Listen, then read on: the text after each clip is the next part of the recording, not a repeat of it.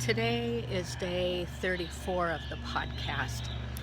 Now, in the Old Testament, we have the Spirit coming upon men, working from the outside upon them, but not within them yet.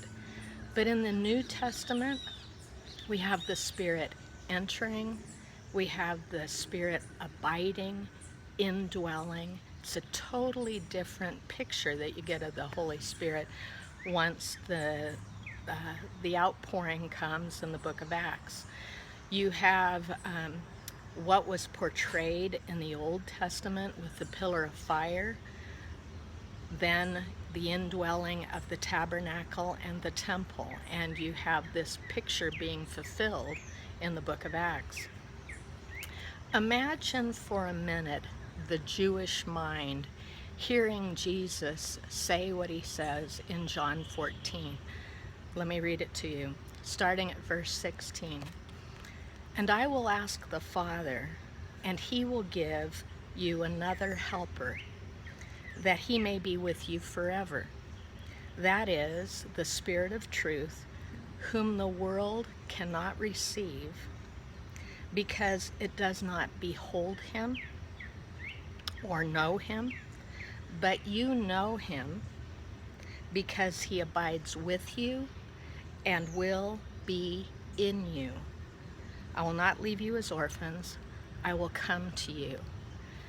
He abides with you and will be in you." Can you imagine the stunning effect that had on the Jewish listener?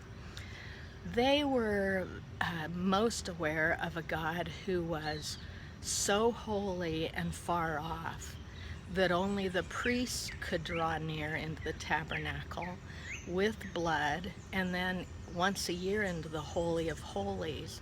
God, who is this holy, was far off and unapproachable. And then Jesus comes along as Emmanuel, God with us. And then he's saying, I'm going to send a helper who's going to be indwelling you, who's going to be in you. This is stunning, because with this promise of what Jesus says in John 14, is you are seeing the promise of God bringing man once more into that restored design, our original design at creation, where we would once more be able to bear his image and likeness, which is spirit. So the New Testament then becomes a time of fulfillment and possession. Well, in our day, we can remain in that time of Old Testament limitations. Though the Spirit has been poured out and given to us, we can stay with a limited amount of him operating through us. We can experience regeneration, but not know what happens with this indwelling fullness of life. We can experience the fact that he paid for our sin, but not live into the fullness of resurrection, the being made a new creature, a new man, operating with the fullness of the life of the power of the Spirit indwelling us. So here's your question.